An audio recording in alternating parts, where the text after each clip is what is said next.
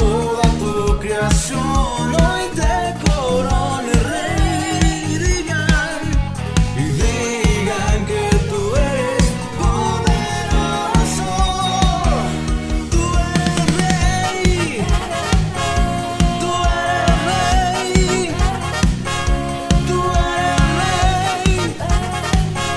tú eres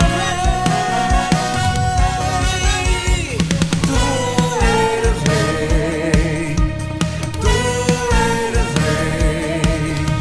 tú eres rey, tú eres rey.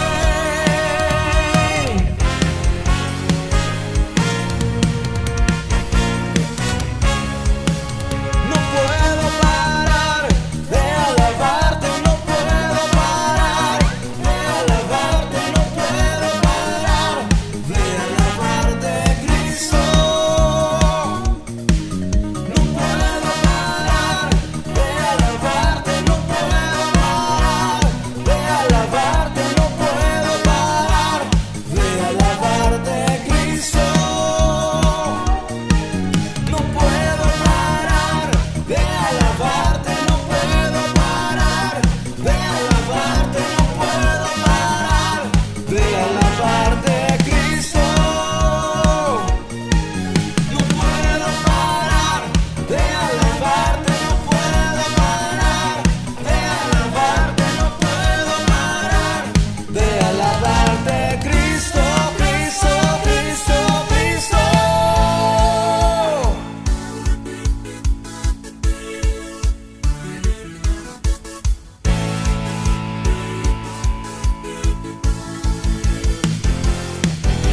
Celebra a Cristo, celebra,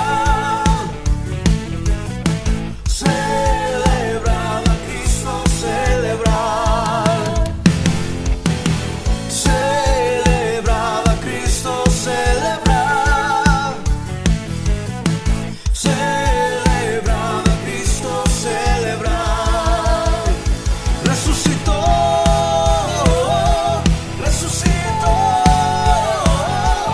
y Él vive para siempre. Resucitó, resucitó. Vamos a celebrar, vamos a celebrar, vamos a celebrar. Nuestro Señor resucitó. Y grande es el Señor, creador del universo. Canta y danza al Rey que viene pronto. De felicidad el corazón nos llena. Grande es el Señor. Hosana al Altísimo. Hosana al Altísimo. Hosana al Altísimo. Grande es el Señor. Hosana al Altísimo. Hosana al Altísimo. Hosana al Altísimo. Grande es el Señor.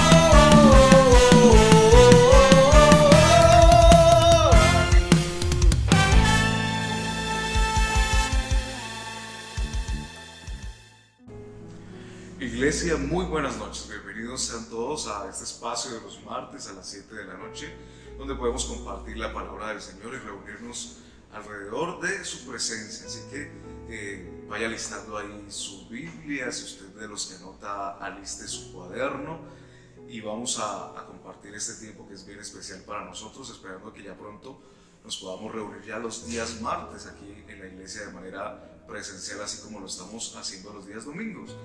Y antes de empezar, y mientras usted busca ahí las cosas que necesite para compartir este tiempo, le recordamos que ya nos quedan 3 semanas donde seguramente veremos la gloria de Dios en nuestra iglesia y en nuestras vidas. Entonces sigamos con esa expectativa, insistamos en estas últimas 3 semanas donde podemos de pronto ayunar un poco más, de pronto orar un poco más, invertir un poco más de tiempo ahí en la presencia del Señor, para ya terminar con broche de oro, como se dice, ¿no? Normalmente, y poner ahí esa cerecita en el pastel y terminar este tiempo en victoria.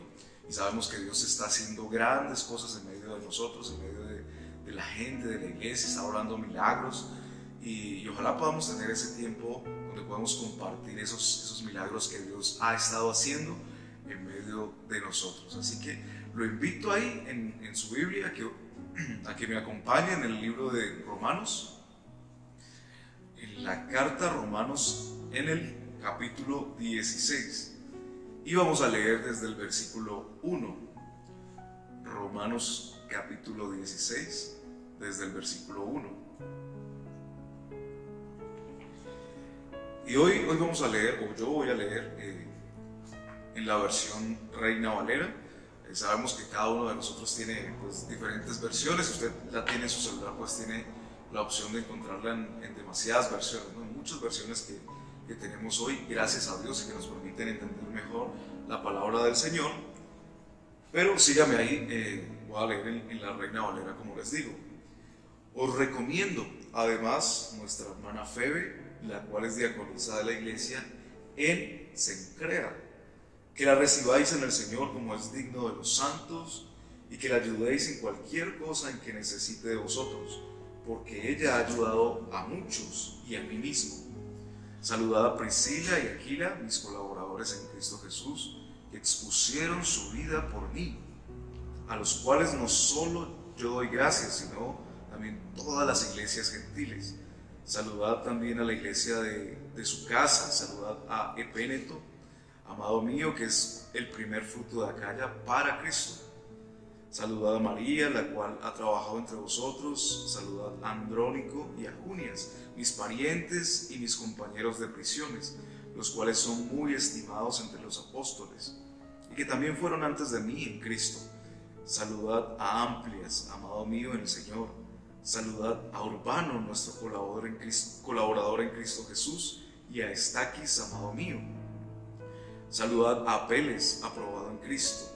Saludad a los hijos de la casa de Aristóbulo. Saludad a Herodión, mi pariente.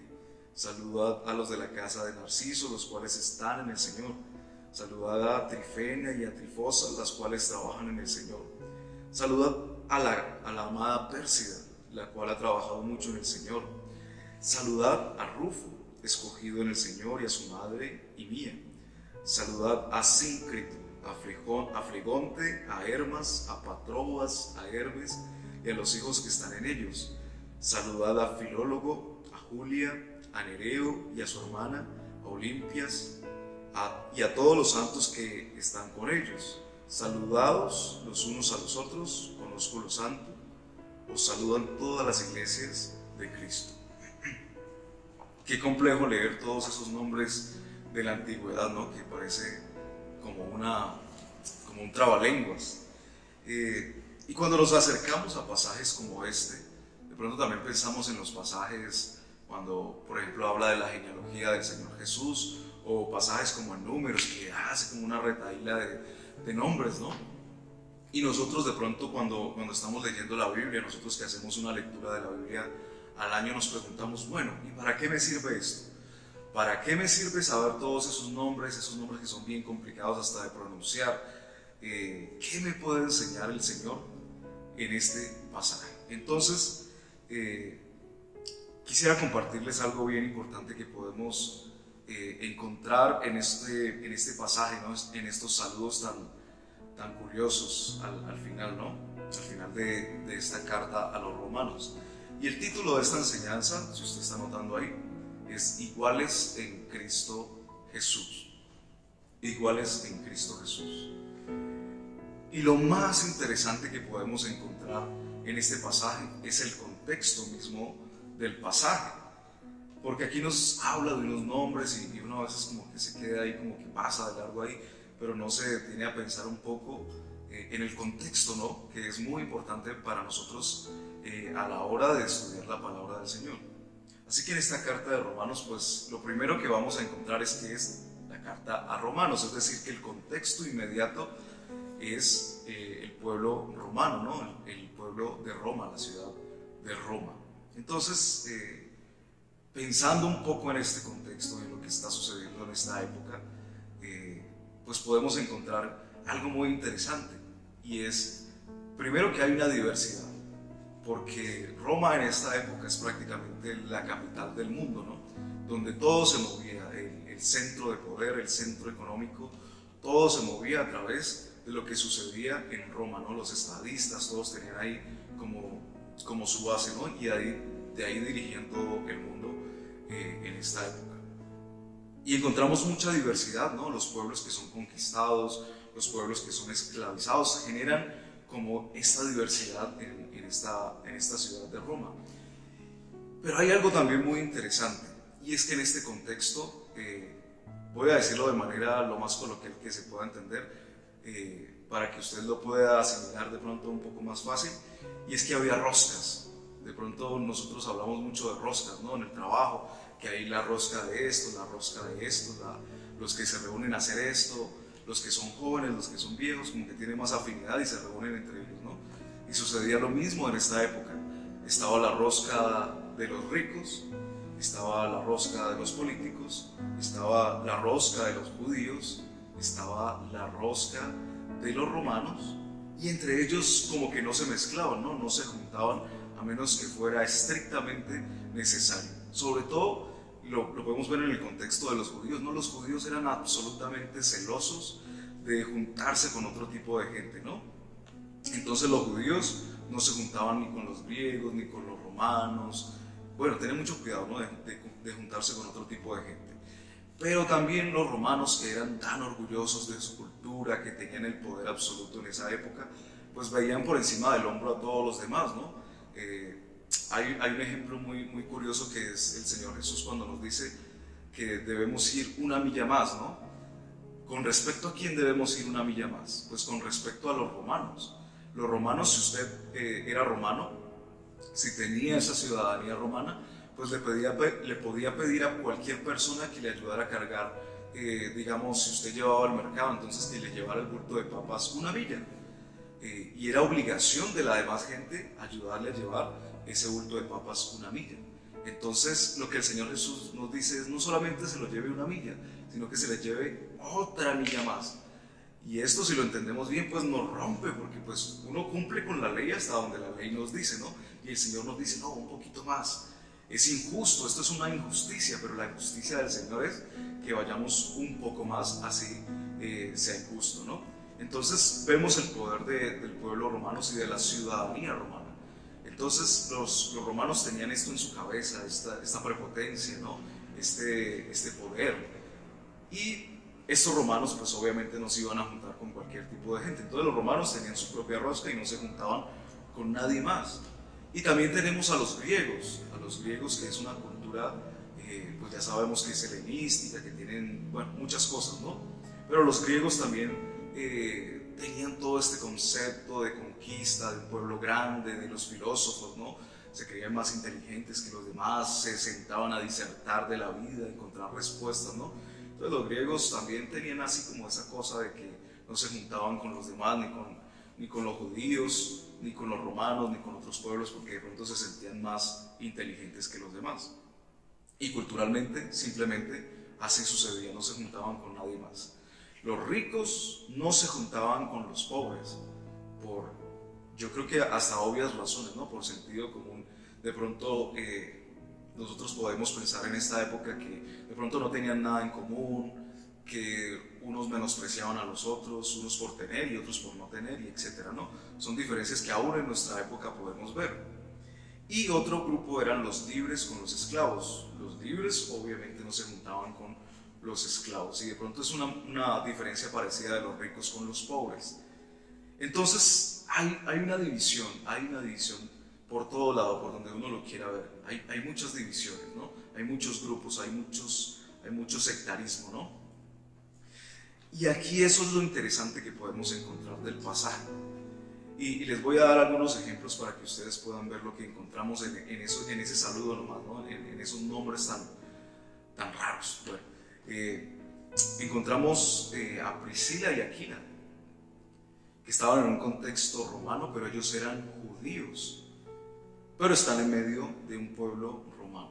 Tenemos un nombre como Epeneto, que es una persona que es griega. También tenemos a Febe, que es tal vez una persona adinerada. Dice que porque ayudaba a muchos y aún ayudó a Pablo, ¿no? Sí, a Pablo. Entonces podemos ver que hay una diversidad, ¿no? Que Febe tal vez era una persona rica. Y tenemos a Filólogo, que es un nombre común de una persona que es esclava. Entonces miren qué diversidad tan rara tenemos aquí, ¿no? Y solo mencioné algunos. Si nos ponemos a mirar el resto del nombre vamos a encontrar unas cosas bien interesantes. Entonces esto es lo primero que encontramos en este pasaje, que hay una diversidad increíble y que el pasaje mismo nos llama también a interiorizar esa diversidad que hay en esta iglesia, ¿no? en esta comunidad de cristianos del primer siglo. Y si lo pasamos a nuestro contexto, vamos a encontrar también en nuestras iglesias que hay mucha diversidad, pero que también, y es algo triste decirlo, que las iglesias se vuelven muy sectarias. Y digo que es algo triste porque no debería ser así, que de pronto no es algo intencional, pero muchas veces cuando pensamos en iglesia, buscamos de pronto la que más se acomode a nosotros, la que tenga un discurso que se acomode más a nosotros, una manera que se acomode de pronto más a nosotros, hasta un estatus, podríamos decir, de una iglesia que se acomode a nosotros. Y si hacemos un análisis realista de nuestras iglesias, nos vamos a encontrar con eso, que hay diferentes tipos de iglesias para diferente tipo de gente, ¿no?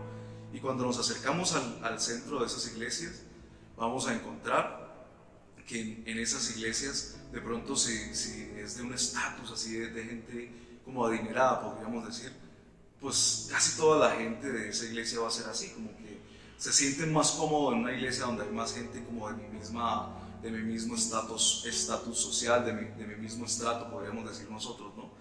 Si es una iglesia de pronto como de más bajos recursos, y yo también soy así, entonces de pronto me siento ahí más. Si es una iglesia más juvenil, pues entonces si yo soy joven me voy a sentir más cómodo ahí. Y no, esa no es la idea. El pasaje nos hace una invitación a que aceptemos la diversidad, y no solamente eso, sino que la busquemos, porque hay una diversidad que es importante para el Señor. Y ahí, con esa introducción que podemos hacer, quisiera compartir con ustedes dos puntos acerca de lo que nos diferencia y lo que nos une. El primer punto es lo que nos diferencia y el segundo punto es lo que nos une.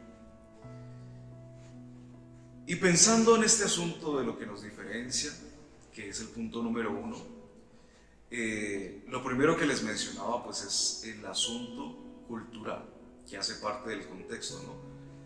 El asunto cultural. Gracias a Dios vivimos en una ciudad multicultural, y también gracias a Dios pues en nuestra iglesia también se manifiesta ese fenómeno, ¿no? De la multiculturalidad, donde tenemos gente de muchas culturas, ¿no? Aquí tenemos en nuestra iglesia gente de Cali, tenemos gente del Cauca, tenemos gente del Llano, tenemos gente de Bogotá, del centro del país, ¿no? Tenemos gente de muchas partes, ¿no? Podríamos mencionar muchas partes, hasta de Santander, de Cúcuta, tenemos algunas personas, ¿no? Y hay una multiculturalidad, ¿no? Y cuando uno se enfrenta a la multiculturalidad, necesariamente van a haber choques, porque cada cultura tiene una manera de expresarse diferente a través de la cultura, ¿no? La cultura engloba muchas cosas, ¿no? Pero cuando enfrentamos dos culturas que son diferentes, inevitablemente van a chocar en un punto o en otro. Entonces esa va a ser una cosa que nos diferencia, ¿no? Y en la iglesia pasa lo mismo. Hay culturas, hay maneras de hacer las cosas, hay pensamientos, ¿no? También que son muy diferentes en cuanto a la cultura, ¿no? En la cultura se puede meter también la forma de vestir, la forma de peinarnos, ¿no? Aún los colores que utilizamos hacen parte de la cultura. Y esa es una de las cosas que puede llegar a diferenciarnos y que puede llevarnos a pleitos, ¿no? A peleas, porque yo veo que el otro de pronto no es como yo, y yo quisiera que el otro fuera como yo y que tuviera como esa idiosincrasia que yo he tenido por mucho tiempo. Y esa diferencia nos puede como dividir. Otra cosa que nos diferencia son los pensamientos. Aquí sí que luchamos bastante, ¿no? En cuanto a los pensamientos. Porque hablando también de la manera de hacer las cosas, yo tengo una manera de hacer las cosas, ¿no? Yo aprendí a hacer las cosas de una manera. Y esos pensamientos van a condicionar todo lo que yo hago en mi vida, ¿no?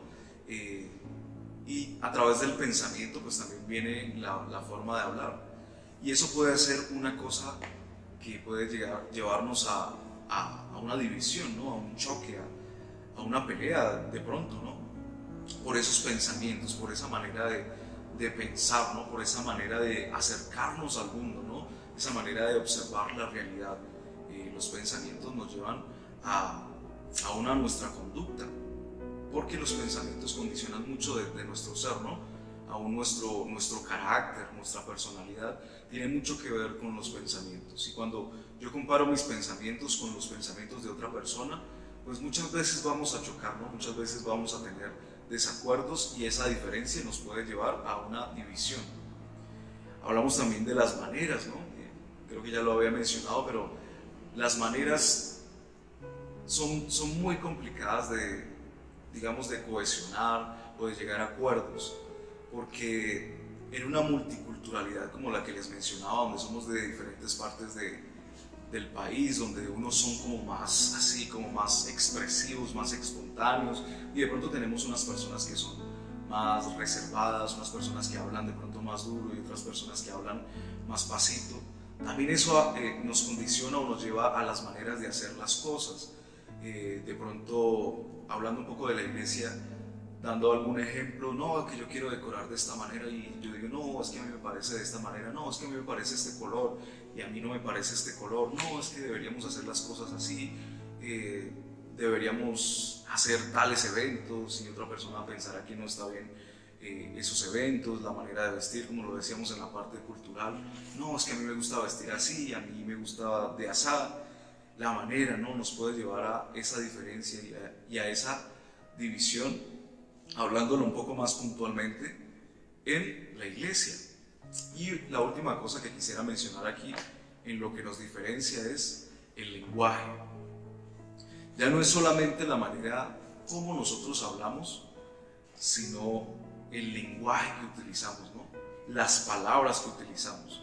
Ahí ahorita que estamos con este cuento de la globalización y las redes sociales, que personas se unen a mostrar sus diferencias en el mismo país. Es muy curioso, estando nosotros en el mismo país de Colombia, tenemos diferencias de una región a otra, estando aquí cerquita. De pronto los del Valle tienen diferencias de lenguaje con los del Cauca, con los de Nariño, con los de pronto los de Cali con los de Armenia, de pronto los de Bogotá con los de Cúcuta. Estamos súper cerquita y aún así hay diferencias de lenguaje. Tenemos palabras diferentes, o aún tenemos palabras, las mismas palabras, pero significan cosas totalmente diferentes. Entonces, en cuanto al lenguaje también podemos encontrar diferencias que nos pueden dividir. Y la palabra, para entrar al punto número 2, nos pide que pasemos por encima de todo eso que puede ser que nos diferencie y que eso lo usemos en bien del reino de Dios. Que esas diferencias que pudiéramos tener en cuanto a cosas que son de pronto de nuestra cosmovisión o de cómo nos han enseñado a hacer las cosas, o simplemente que así aprendimos a hacer, que esas cosas, que esas diferencias nutran la iglesia, que aporten a la iglesia. Y aquí lo podemos ver claramente. Las diferencias que de pronto pudieron ser divisorias en la iglesia se aprovecharon para nutrir esa iglesia, y como lo dice de pronto en otros apartes la palabra del Señor, para la santa edificación de la iglesia. En medio de esas diferencias que de pronto nos separan, hay muchas cosas que también nos unen, y una de esas cosas es lo mismo. Curiosamente, la diferencia me hace de pronto ayudar a otra persona, en el sentido de que como no todos somos iguales, de pronto no todos tenemos las mismas capacidades. Entonces yo puedo ser complemento de, digamos, de otra persona, no en el sentido de pronto como lo hemos aprendido de las parejas, sino en cuanto a la iglesia. La palabra nos habla de que somos un solo cuerpo, ¿no? El mismo Pablo ahí en Romanos nos habla de eso, que somos un solo cuerpo. Pronto lo vamos a ver más adelante, más específicamente. Pero somos un cuerpo, y dice Pablo en Romanos y también en Corintios, de que ese cuerpo es diferente. Tenemos manos, tenemos oídos, tenemos ojos, y todos son absolutamente diferentes, pero sirven para edificar el mismo cuerpo. Entonces, pasemos a ver qué es lo que nos une. ¿Qué es lo que nos une? Viendo que ya esas diferencias no nos pueden dividir, de pronto así como lo dice la misma palabra, diferencias, sino que le sirven a Dios. En medio de la diversidad está el Señor. Entonces el punto número 2 de lo que nos une, entonces vamos a hacer como un contraste, un paralelo entre estas dos listas, podríamos decir. Entonces, lo que nos une, lo primero que mencionamos en el punto número 1 fue la cultura. La cultura. ¿Pero qué nos une? Ahora nos une una cultura cristiana. ¿Y qué podríamos decir que es una cultura cristiana? Pues una cultura cristiana es tener unos principios. De eso se trata nuestra cultura cristiana. No es de pronto ni la manera de vestir. Pablo nos dice que no es ni siquiera la manera, o no la manera, sino las cosas que nosotros comemos, si de pronto es esto o es lo otro, si esto está bien o esto está mal. No, eso no hace parte de la cultura cristiana. La cultura cristiana realmente son esos principios que nosotros aprendimos, esa palabra con H, ¿no? Aprender de la palabra del Señor y del mismo Señor Jesús en nuestras vidas. Principios como el que mencionábamos ahorita, de ir una milla más, de perdonar, de amar, todos esos principios que nosotros vemos en la palabra y que el Señor Jesús nos muestra aún con su propia vida, hacen parte de nuestra cultura cristiana y es algo que nos une. Entonces usted puede tener cualquier tipo de cultura, puede ser de cualquier parte del país, aún de cualquier parte del mundo, más extremo, ¿no? más dramáticamente. Y aún así nos une, si somos cristianos, una cultura, una misma cultura en Cristo, y es hablar de esos principios que tenemos, ¿no? Y que no cambian dependiendo de nuestra manera de vestir ni de nuestra manera de hablar. Esos principios son los mismos donde quiera que estemos. Por eso, donde quiera que vayamos, nosotros podemos decir que encontramos una familia, porque donde quiera que estemos, los principios de la Biblia van a ser lo mismo. Y hay diferencias, ¿no? Podemos encontrar que hay iglesias que quieren plantear otro tipo de principios, y es ahí donde nosotros debemos tener cuidado. Y por eso es que debemos estar tan cimentados en la palabra y no de pronto tanto en pensamientos ni tanto en la filosofía, sino realmente en lo que nos enseña la palabra, para que cuando estemos en otro lugar podamos identificar fácilmente si hay una cultura cristiana, si de pronto si cambiamos de ciudad y encontramos o estamos buscando otra iglesia, si realmente hay una cultura cristiana, si realmente, como decimos, esa iglesia es de sana doctrina. Entonces, ahora lo que nos une es una cultura, pero una cultura cristiana. Lo segundo que veíamos ahí en el primer punto es los pensamientos. Los pensamientos. Y ahora podemos encontrar en la palabra y en este nuevo nacimiento y en este camino de salvación, dice la palabra que ahora tenemos la mente de Cristo. Tenemos la mente de Cristo. En 1 Corintios 2:16 dice, como dice la Biblia, ¿quién sabe lo que piensa el Señor? ¿Quién puede darle consejos? Pero nosotros tenemos el Espíritu de Dios. Y ojalá usted pueda decir amén allá en su casa. Tenemos el Espíritu de Dios y por eso pensamos como Cristo. Es decir, antes, cuando no conocíamos al Señor, teníamos el espíritu del mundo. Es decir, que vivíamos por nuestros deseos, vivíamos por nuestro propio beneficio, buscábamos de pronto el placer, buscábamos otro tipo de cosas y eso condicionaba nuestros pensamientos. Pero la palabra nos enseña que ahora con el Espíritu de Dios, pues también pensamos como Cristo, es decir, que tenemos la mente de Cristo. Y esto parece algo como demasiado, ¿no? Como abrumador de pronto este conocimiento. Nos sentimos tal vez como insuficientes, pero a través del Espíritu Santo somos más que suficientes y tenemos la mente de Cristo. El Espíritu Santo de Dios es más que suficiente para obrar en nosotros este cambio de pensamiento, este cambio aún de vida, ¿no? Aún nosotros, cuando recibimos este Espíritu Santo, dejamos ciertos comportamientos, aún dejamos ciertos vicios y ahora pensamos como Cristo. Y ojalá que usted pueda vivir eso en su vida y que yo también lo pueda vivir en la mía, donde puedo sentir y puedo ver en mi vida que de pronto tengo más amor, que de pronto tengo más paciencia, que son los frutos del Espíritu, ¿no? Que es eso que solamente Él puede hacer. Entonces tenemos la mente de Cristo y eso nos une como la familia y el cuerpo de Cristo, ¿no? Entonces cuando todos pensamos igual, que es un hito del mundo, ¿no? De manejar como una igualdad, de hacernos a todos iguales, pero cuando realmente tenemos la mente de Cristo, todos podemos ir por el mismo camino. Hay una cosa que también nos parece muy grande. En Hechos nos dice que todos tenían una misma mente y un mismo corazón.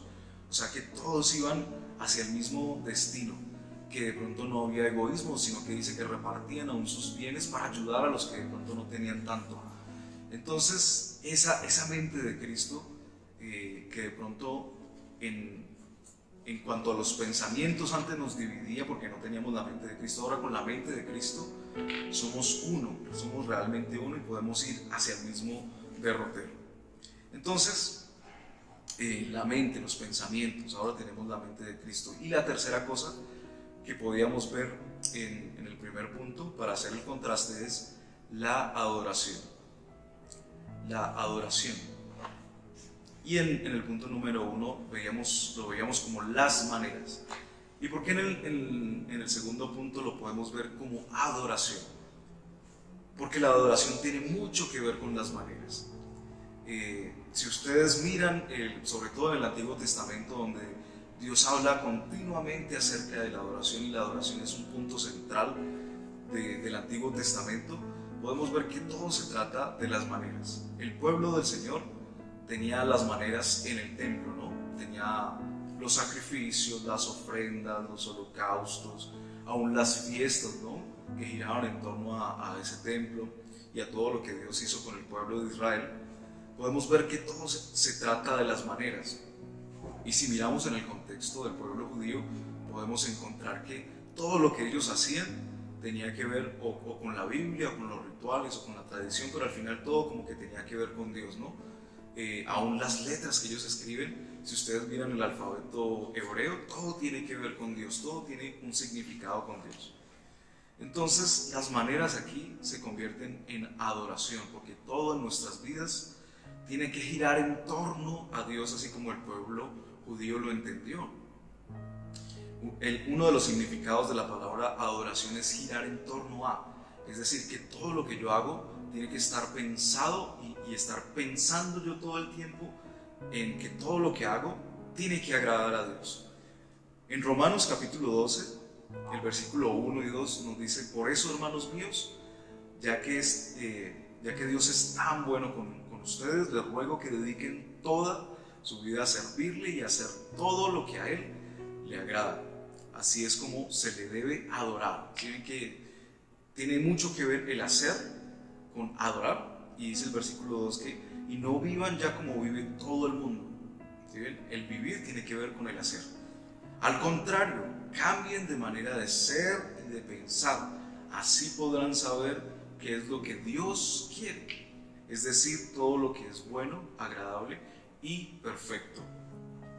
Esta es la versión TLA, pero en la versión Reina Valera nos dicen de conocer la voluntad de Dios. Dice, si ustedes quieren conocer la buena voluntad de Dios, que es agradable y perfecta, pues compórtense de una manera diferente, una manera que a Él le agrade, ¿no? Entonces, eso nos habla de las maneras. Y lo tercero que podemos encontrar en el punto número 1, haciendo el contraste, es el lenguaje. Y pasándolo al punto número 2, de las cosas que nos unen, podemos hablar de un idioma del reino. Y este es un concepto que se ha de pronto mal utilizado o mal interpretado en esta teología nueva que ha salido de la prosperidad, ¿no? Y se utiliza mucho para este idioma del reino, este lenguaje del reino, como para, no, declare, decrete, que esto es suyo, que va a pasar tal cosa, que voy a recibir bendiciones y demás, ¿no? Y el idioma del reino no tiene que ver con eso, con ese lenguaje de la prosperidad o el autoconvencimiento, ¿no? Que también es una cosa que se menciona mucho en estos días. Y dice Filipenses capítulo 4, versículo 8, finalmente, hermanos, piensen en todo lo que es verdadero, en todo lo que merece respeto, en todo lo que es justo y bueno, piensen en todo lo que se reconoce como una virtud y en todo lo que es agradable y merece ser alabado. Y aquí nos está hablando del pensamiento, ¿no? En otras versiones podemos encontrar otras palabras, ¿no? Pero es este ejercicio del pensamiento que nos lleva al habla, ¿no? Estamos hablando del idioma. Todo lo que nosotros pensamos, al final lo vamos a expresar en palabras. Por eso la palabra nos habla mucho de eso, ¿no? Sobre todo en Santiago, el problema de las palabras, ¿no?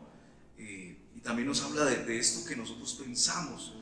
Y el idioma del reino no se trata de autoconvencimiento, de decretar que van a suceder las cosas, sino que el idioma del reino nos habla de lo verdadero, de todo lo que merece respeto, de todo lo que tiene justicia y es bueno, no lo que nosotros pensamos que es bueno, sino lo que la palabra nos menciona que es bueno, todo lo que tiene virtud, todo lo que es agradable y todo lo que merece ser alabado.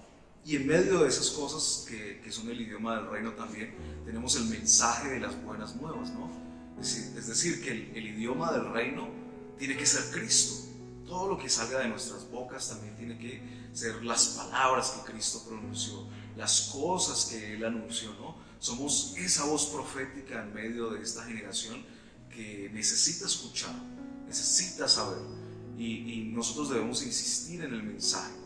Tal vez nos hemos cansado a través de los años de pronto repetir las mismas cosas y de advertirle a la gente lo que va a suceder. Y cada día las profecías se vuelven más duras y más cercanas y cosas que parecían imposibles o increíbles se han hecho realidad en nuestro contexto. Entonces el mensaje del Evangelio se vuelve mucho más urgente para nosotros en esta sociedad y en este contexto. Es decir, que el idioma del reino tiene que ver con las buenas nuevas también, no solamente con hacer lo que de pronto consideramos que es bueno o de pronto ser buenas personas, no, tiene que ir mucho más allá de eso. El idioma del reino es lo que nos une también. Y ya para terminar, quisiera compartirles lo que dice Gálatas capítulo 3 versículo 27, porque cuando fueron bautizados también quedaron unidos a Cristo y ahora actúan como Él. Así que no importa si son judíos o no lo son, si son esclavos o libres, o si son hombres o mujeres, si están unidos a Jesucristo, todos son iguales. Si están unidos a Cristo, entonces son miembros de la gran familia de Abraham y tienen derecho a recibir las promesas que Dios le hizo. Así que de pronto, como lo decíamos al principio, en las iglesias a veces es como inevitable tener choques, ¿no? Por las diferencias que veíamos en el primer punto. Pero lo que nos une debe ser mucho más fuerte en nosotros. Y de pronto nosotros como iglesia de Tunja que estamos empezando este proceso de pronto de crecer, de tener un templo propio, ¿no? Por el cual estamos orando y ayunando, pues que al final podamos volver a pensar en estos versículos de Gálatas capítulo 3, donde tenemos que saber que si hemos sido bautizados, estamos unidos a Cristo, como lo dice ahí la palabra, ¿no? Y realmente ya no importa si somos de Cúcuta, si somos de Cali, si somos de Manizales, si somos de Yopal, de cualquier parte del país, no importa. No importa si somos ricos, si somos pobres, si somos hombres y mujeres, ¿no? El mundo en esta sociedad, en este tiempo, nos quiere dividir. Ustedes lo pueden notar en los discursos que podemos tener, ¿no? las mujeres ahora quieren ser iguales a los hombres y superiores, ¿no? Y quieren darnos un discurso de que de que hay algo que nos divide y que tenemos que pelear, ¿no? Y que uno tiene que estar por encima del otro. No.